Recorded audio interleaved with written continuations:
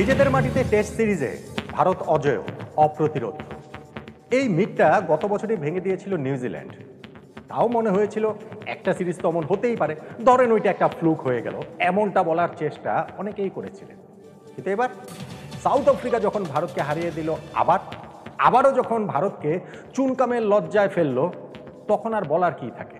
যেই ভারত টেস্ট সিরিজের আগের 12 বছরে একটা সিরিজও হারেনি, সেই ভারত 12 মাসের মধ্যে 2টা টেস্ট সিরিজ আনলো এবং 2টাতেই তারা হোয়াইট ওয়াশড হয়ে গেল। নিউজিল্যান্ডের কাছে 3-0 ব্যবধানে হারের পর দক্ষিণ আফ্রিকার কাছে 2-0 ব্যবধানে তারা হেরে গেল। নিজেদের মাটিতে সর্বশেষ 7 টেস্টের মধ্যে 5টাতেই ভারত হারলো। তার আগের এরকম 5 টেস্ট ভারত হেরেছে নিজেদের মাটিতে 50টা টেস্ট খেলে 13 বছরের মধ্যে। ফলে ভারতীয় ক্রিকেট একটা ক্রস রোডে যে চলে এসেছে, টেস্ট ক্রিকেটটাতে যে ভারত হাবুডুবু খাচ্ছে, হিমশিম খাচ্ছে, সেইটা বোধ করি এখন বলে দেয়াই যায়। গৌতম গম্ভীর যে কোচ হয়ে বিরাট কোহলি, রোহিত শর্মার মতো কিংবদন্তিদের টেস্ট ক্রিকেট থেকে এক অর্থে ছেটে ফেলেছেন, তাদেরকে অবসর নিতে বাধ্য করেছেন, সেইটা ভারতীয় ক্রিকেটে কীরকম ব্যাকফায়ার করছে তাও বোধহয় এই ম্যাচের রেজাল্টগুলোতে, সিরিজের রেজাল্টে স্পষ্ট। দক্ষিণ আফ্রিকা ক্রিকেটের জন্য এইটা একটা দুর্দান্ত সময়, দারুণ সময় নিঃসন্দেহে। কলকাতার ইডেন গার্ডেন্সে তারা যখন প্রথম টেস্ট ম্যাচ জিতেছিল, সেইটাই ছিল ভারতের মাটিতে 15 বছর পর তাদের টেস্ট ম্যাচ জয়। আর যখন গৌহাটির এই টেস্টটাও তারা জিতে নিল, সেটা হলো 25 বছর পর ভারতের মাটিতে টেস্ট সিরিজ জয়। ভারত তাদের ক্রিকেট ইতিহাসে 3টা মাত্র টেস্ট সিরিজ ঘরের মাটিতে হোয়াইট ওয়াশড হয়েছে, তার মধ্যে 2টাই এই সাউথ আফ্রিকার কাছে, আর মাঝখানে ওইটা গত বছরের সেই নিউজিল্যান্ডের কাছে। আর এই টেস্ট ম্যাচ গৌহাটিতে ভারত যে হেরেছে, সেটা তো যেন তেনভাবে হারেনি, হেরেছে 408 রানের বিশাল ব্যবধানে।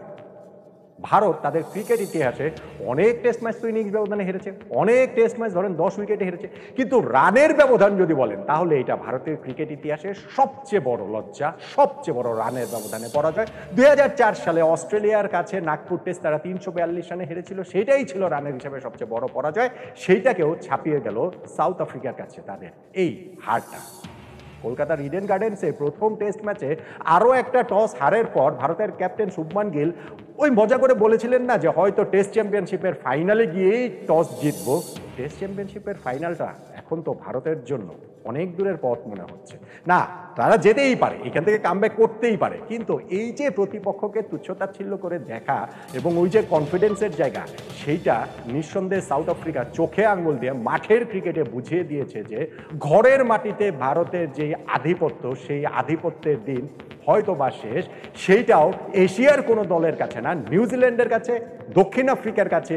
নিজেদের মাটিতে যখন 12 মাসের মধ্যে 2টা টেস্ট সিরিজ ভারত হেরে যায়, তখন তাদের এই আত্মোপলব্ধির জায়গা হওয়াটা বোধ করি খুবই খুবই প্রয়োজন।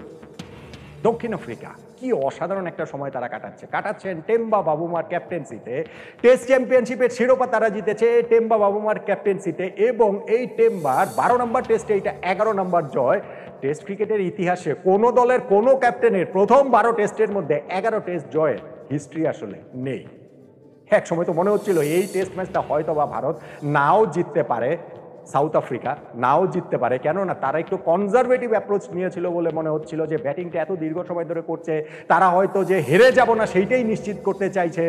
ভারতকে দ্বিতীয়বার অল আউট করার জন্য যথেষ্ট সময় তাদের থাকছে কিনা সেই প্রশ্নের জায়গাটা ছিল। কিসের কি ভাই, পঞ্চম দিনে তো একটা সেশন বাকি থাকতেই সাউথ আফ্রিকা অল আউট করে দিল ভারতকে 408 রানে। তারা বিশাল ব্যবধানে জিতে গেল ভারতকে মাত্র 140 রানে অল আউট করে দিয়ে। ভারতের সামনে সাউথ আফ্রিকা একটা টার্গেট দিয়েছিল 549 রানে। বেসিক্যালি ওইটা তো আর টার্গেট না, টার্গেট যেটা ছিল সেটা তারা ভারতের 10টা উইকেট তুলে নিতে পারে কিনা এবং ভারত খেলে খেলে ব্যাটিং করে করে টেস্টটা ড্র করতে পারে কিনা। চতুর্থ দিন ভারত শেষ করেছিল 2 উইকেটে 27 রানে। পঞ্চম দিনের শুরুতেও তাদের সঙ্গে লাগছিল সাই সুদর্শন। আগের দিন যেমন আম্পায়ার্স কলে বেঁচে গিয়েছেন, সাই সুদর্শন এবং কুলদীপ যাদবের এই পার্টনারশিপটা আধা ঘন্টা 50তে এগিয়ে গেছে। সেইখানটাতে তারা নো বলে একটা উইকেট হারাতে পারতো, সেই কারণে বেঁচে গেছে। ক্যাচ ড্রপ হয়েছে, ক্যাচ ড্রপ কে করেছেন? Aiden Markram. এই টেস্টে যিনি বিশ্ব রেকর্ড করেছেন, 9টা ক্যাচ 2 ইনিংস মিলে ধরেছেন। টেস্ট ক্রিকেটের ইতিহাসে কোনো এক টেস্টে একজন ফিল্ডার এত বেশি ক্যাচ আসলে ধরেননি। সো ওই লাখটা তাদের শেষ হয়ে গেছে যখন সাইমন হার্বার তিনি একই ওভারে কুলদীপ যাদব এবং ধ্রুব জুরেলের উইকেট দুটো তুলে নেন। ওই ব্রেক থ্রুটা ভারতের বিপক্ষে সাউথ আফ্রিকায় খুবই প্রয়োজন ছিল।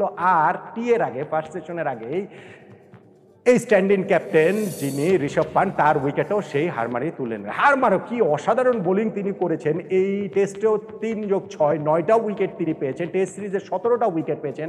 গড় হচ্ছে গিয়ে 8.40, অর্থাৎ প্রতি এই 8.5 রান দিয়ে একটা করে উইকেট টেস্ট সিরিজে নিয়েছেন। ভারতের মাটিতে কোনো টেস্ট সিরিজে এত বেশি উইকেট এত কম গড়ে কেউ কখনো নিতে পারেননি। কোনো ভারতীয় বোলার, কোনো ভারতীয় স্পিনার কেউই আসলে নিতে পারেননি। সাউথ আফ্রিকার অফ স্পিনার সাইমন হারমারের কি অসাধারণ পারফরমেন্স এই সিরিজ জুড়ে ছিল। ওই পান্টের উইকেট যাওয়ার পরও টিতে ফার্স্ট সেশনটাতে ভারত গিয়েছিল 5 উইকেটে 90 রানে। কামব্যাক করার বা কোনো মতে টেস্ট দাঁতে দাঁত চেপে পার করে দেওয়ার পঞ্চম দিন ব্যাটিং করার একটু সম্ভাবনা যদি তাদের এরপরেও থেকে থাকতো, টি এর পরে ফার্স্ট ওভারটাতেই সেটা শেষ হয়ে গেছে। সাইমন হারমারের ফার্স্ট সেশন জুড়ে যদি বোলিং করেছেন, তাকে বিশ্রাম দিয়ে মুতুসামিকে বোলিংয়ে এনেছেন সাউথ আফ্রিকার ক্যাপ্টেন বাবুয়া, এবং মুতুসামি ফার্স্ট ওভারটাতেই সাই সুদর্শনের উইকেটটা তুলে নিয়েছেন। এরপরে ব্যাপারটা ছিল কেবলমাত্র সময়ের অপেক্ষা। যখন আবার সাইমন হারমার বোলিংয়ে আসলেন, বোলিংয়ে এসে তিনি পরপর 2 ওভারে ওয়াশিংটন সুন্দর এবং নীতিশ কুমার রেড্ডিকে আউট করে দিলেন।